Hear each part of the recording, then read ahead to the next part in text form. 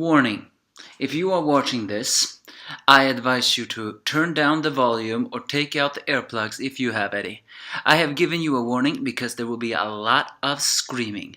So, with that warning said, I hope you have done it right now, if by any chance anyone who has those things have watched, because I will scream a lot in this review. Hi, for those who are watching. Yes, I am the Angry Anime Fan, the display reviewer, bringing you chapter 857 of One Piece. One Piece came back, and did it give me an extremely frustrating chapter? Was it bad? No, but it was an extremely frustrating episode. Oh, I think I'm suffering from tranquil fury. First of all, we see a sexy cover of Hancock in a swimming pool, but she does have a donut, bath.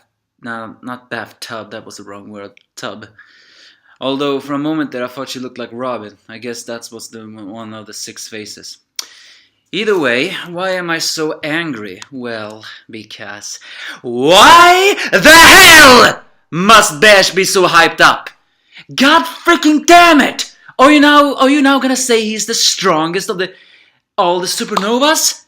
This guy is being hyped up way too much! If there's anyone I want to hype up, it's X-Drake. He is the one I want to be hyped up instead. No, it has to be Bege. And Bege is just one chess master after another. Makes me actually wonder, will he die this arc? No, I highly doubt it, but I hope. So what's happening in this chapter, as I just spoiled? Well, first of all, the reign of the Sweet is beginning to end. Then it turns out that they actually managed to find Chopper and Co. managed to find the mirror piece that broke near King Baum. Therefore, they can communicate with them. Elsewhere, they tell them that Luffy tells them that Sanji is here, and that they have the pornoglyph, and they are being praised with everything. And then Luffy tells them that Sanji cannot come back just yet. We need to bust Big Mom's party and wedding and save Sanji's family. As they hear that, suddenly Sanji becomes a little bit worried and says, I'm sorry to the gang, and saying that I don't want to endanger anyone. I don't want to endanger Nami. However, surprisingly, they actually screams with joy when they hear that. Not because they are gonna challenge Yonko, but only because, that he apologized because... He didn't want to endanger them in this one. That's one of the reasons why he has felt fear. However, they are crying tears of joy because they were so worried about him. So the fact that he's going to return to them if they do this is making them very happy.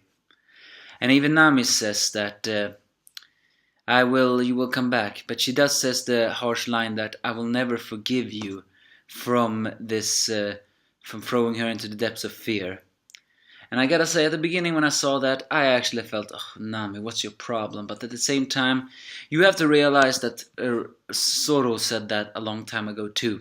Sometimes you cannot forgive a person that steps out of line. He has to forgive from the bottom of his heart. Although this surprisingly also becomes a little bit like comedy when she says that I'll put it behind me and let it, and I'm gonna bring you back even if it kills you. So Sanji says, are you proposing to me, Nami? So yeah, that was the good part. The bad part is that now Jinbei tells them about everything that is going on, confirming the fact that yes, Bege, that wasn't a surprise, but Bege is indeed planning against Big Mom. But not because he is a worst generation rookie, or I guess... or a supernova. No, it is simply because Bege is just that bloodthirsty. It is also turns out that somehow, Big Mom's pirate crew, including the ministers of what they have met, is just the tip of the iceberg. I mean, granted, the Big Mom have 85 children, but come on. There's gotta be a limit on how much you can hype up a character. That's gonna make Big Mom's defeat all the more unbelievable in the eyes of the despisers. Because Big Mom has invited many of the top kingpins of the underworld, or the emperors of the underworld, so to speak. We have no idea who they are, but we have to pay one thing attention. Luffy took out Joker, the greatest brooker in the underworld. So it's actually very clear that the underworld is gonna be into this story. But this also means that isn't it very likely that there will be a brooker there that will have a very huge grudge against Luffy? I mean, granted, there was an alliance that had a grudge against Luffy and they were completely annihilated, so that may actually be out of the picture. But if there will be some emperor of the underworld in there, there's gotta be someone there who has a grudge against Luffy. In fact, are we even gonna see one of Luffy's Grand Fleet members there? If they are so great, shouldn't it be possible that Big Mom is gonna invite them too? I'm just saying.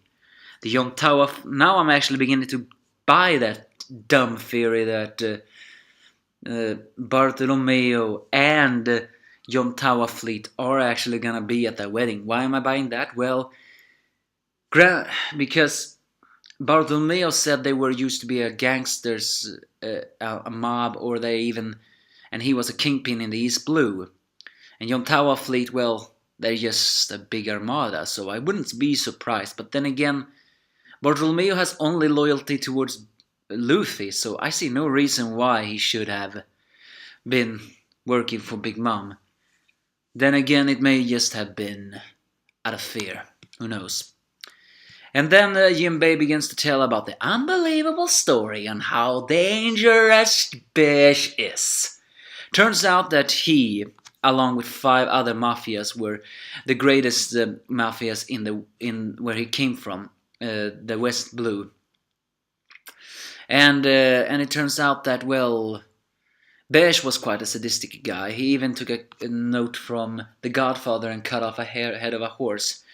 And he then shot his competition, but not because he wanted power. He just simply wanted to see the gangs fight to the death and kill each other. And this matches his devil fruit a lot. He never fights. I mean, he does enter the field and do the dirty work himself, but he always sits on the sideline when the carnage happens. And that pisses me off so much! It is almost like you're extremely hinting that Bege has a super secret power. And so, in the end he did that until he got bored with that, and that's why he became a pirate. Well, that and his enemies joined together with other enemies in order to hunt him down. And even though he took down many of them, he grew bored of that and went into the sea, where they have actually been hunting him ever since. So Capone Bege is actually a very hated character, which matches how much I hate him. He's on my One Piece most hated character list. Because, well, everything about Bege pisses me off. The overconfidence, the sadism, the fact that he very well may be much stronger than he is. Not to mention his devil fruit pisses me off. The fact that Jinbei says he has an ironclad fortress, isn't it very possible that Bege has awakened his devil fruit too? I know, he's a rookie, but come on. Bege has been hyped up so much, so I wouldn't be surprised anymore if Bege has awakened his devil fruit and the castle that he used to take down his competition is actually a part of him. And that's why no one can beat him. And so he joined the Yonko Big Mom only so he could be protected, and then he sharpened his skill and became a rook in the Big Mom forces. A motherfucking rook in the Big Mom pirate crew. And then he has strengthened his crew, handed over the security, and now he is going to interrupt that wedding and take Big Mom's head. And how? That is not explained. Granted, don't get me wrong, I want Big Mom to fall. But the very fact that it's Bege that's going to do it pisses me off extremely much. It's a bit so much... I mean, how can he do it? Just how can he do it? Big Mom is overconfident, and that's why he can do it. And he has security, but I'm still just asking. How can he do it? He must be planning on destroying that cake and then let Big Mom lose herself in the wrath. And in her wrath she will kill every one of her armies. And then he will enter and perhaps take her head, if she, by any chance, has spent her stamina. So the reason why he shot Peckham's is because he offered him a place in his crew, but, well, Peckham's had a strong sense of duty. Luffy says he will never forgive that bastard, Bege. However, then Jinbei says the question that so utterly pisses me off to no end! He asks Luffy, will you join forces with Bege? For the first time in One Piece, they have done a move that is actually very logical, but also very dislikable. Why is it logical? Because they have a common enemy. I have said this in many reviews. Bege is just the type of character Luffy hates.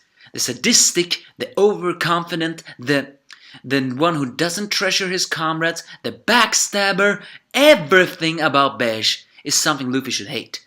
But they have a common enemy in Big Mom. So it's only logical he's going to join him. But the very fact that he says, you have a point there, Jinbei, and has a face, I mean, he has a serious face and then a happy face, I mean, makes you actually wonder what happens. Finally, we see the Fire Tank Pirates hideout. We see some of the big wigs, including some of those with names we don't know anything about. Turns out it was Rero, the guy who shot Bobbin. As Jinbei has contacted them before, they await the Straw Hats. And Bege says with his overconfident smug, if he does anything to piss me off, I'll just take him out right here and there. Please, Oda, do not do that. Do not do that. Do not make Bege stronger than Luffy. Do not even make him stronger than Don Flamingo. You cannot be allowed to do that. So yeah, this was a chapter that utterly and completely pissed me off to no end. Was it a bad though? No, it wasn't. A lot of things here made sense. I mean, I understand why Luffy would consider joining with Bege. Bege is everything Luffy hates, but they do have a common enemy. I just hope this alliance does not end like Law's. I didn't trust Law at first, but now I do. But Bege is not to be trusted. He's a backstabber. Not to mention, as much as Bege is everything Luffy hates, Luffy is also everything Bege hates. He hates people that put their personal feelings ahead. There's no way this alliance is gonna work out. However, will one of the Grand Straw Hat Grand Fleet members be there invited after all? And speaking of which, how many people have Bege actually manipulated to join in his coup to dethrone or take Big Mom's head?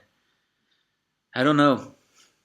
I have no idea how Bege could have been this hyped up. But it's only logical. So in the end, this arc is going... My biggest fear have come true. This arc will end in a way I'm not gonna happy. And that is that there will be some villain that's gonna walk away from this and completely unharmed. Will it be Big Mom? Will it be Vingsmokes? Or will it be Bege? Currently, it seems all three of them will walk out of this without any karma. So give me your thoughts if you have any.